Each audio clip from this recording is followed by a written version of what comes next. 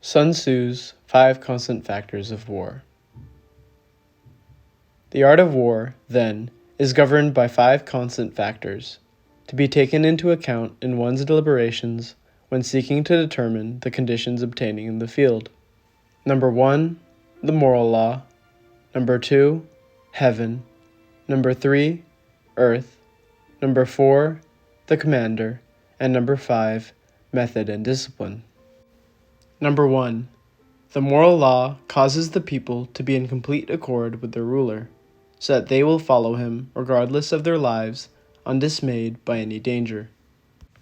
A good leader must have the complete trust of their subordinates, so that they may execute their orders perfectly. Each soldier has a role that contributes to the general's overall strategy, and must fulfill that role for their army to be successful. A soldier who hesitates to follow an officer's order due to fear or uncertainty fails to fulfill their role, potentially delaying the implementation of tactics during battle. Soldiers that obey orders without question allow a general's plans to be carried out as intended, with the army moving together as a cohesive force. Moreover, a good leader earns the loyalty of those who follow them.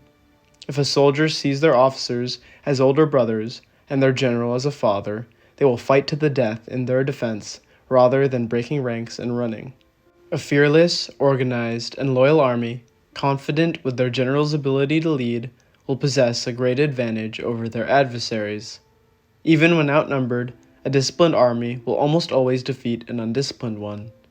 An army with high morale due to good leadership will defeat an army with low morale and bad leadership.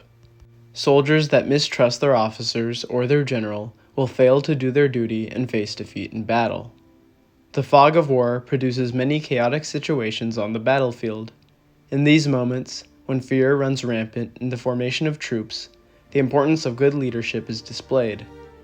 A leader who has earned the respect of those below them will be able to lead their men successfully no matter what unpredictable event takes place on the battlefield. Number 2. Heaven signifies night and day, cold and heat, times and seasons. It is important for a military strategist to understand the effects of climate among the various factors that influence the outcome of a battle.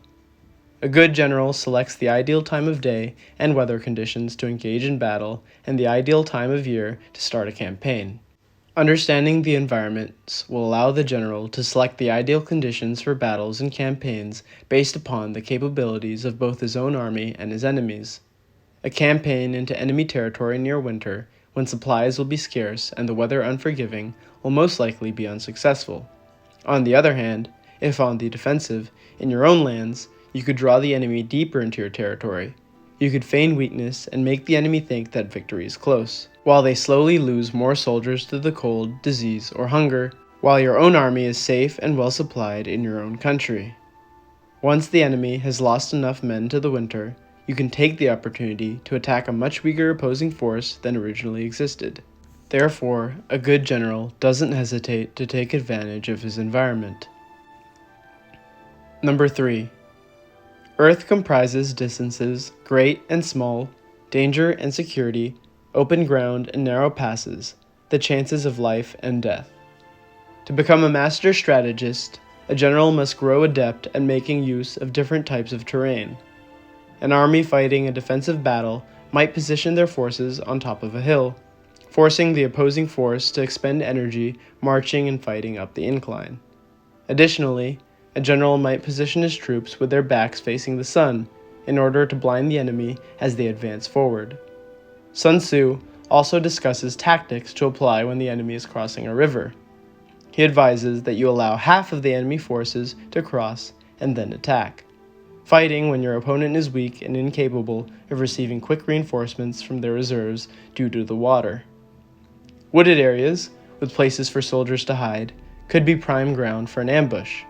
If the ground is muddy from a night of rain, an experienced general might ensure his troops are dressed lightly so they are not bogged down with heavy armor.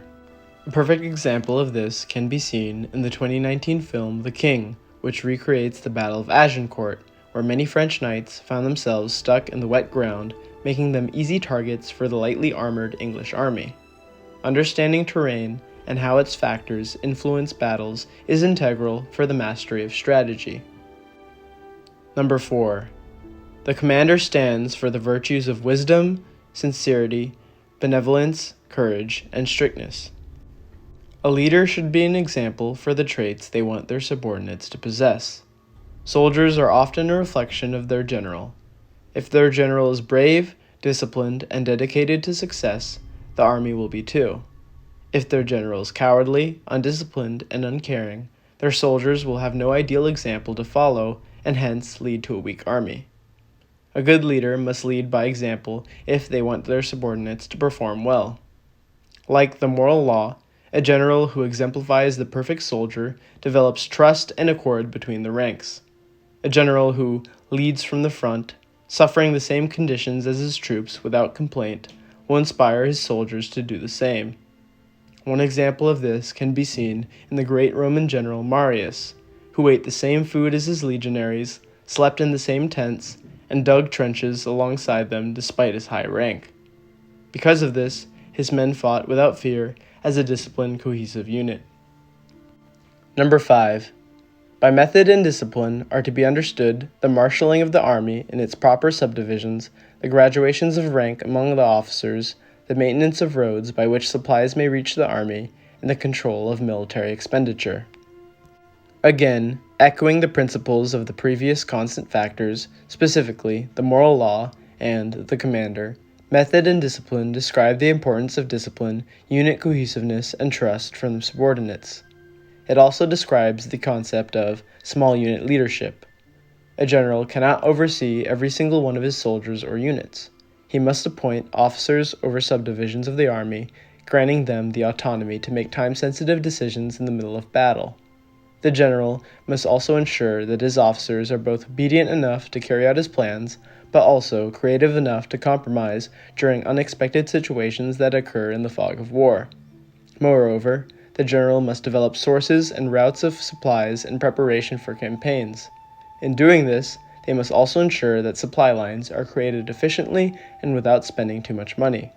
The cost of feeding, housing, and paying the salary of soldiers is a considerable strain on a state's budget and must not be taken lightly. A good general keeps their army motivated, disciplined, well led from top to bottom, and well supplied throughout the duration of their service. This aspect of war, in many ways, is the most important and cannot be overlooked. These 5 heads should be familiar to every general. He who knows them will be victorious. He who knows them will not fail. This is The Warrior Philosopher, building the foundations of the warrior philosophy.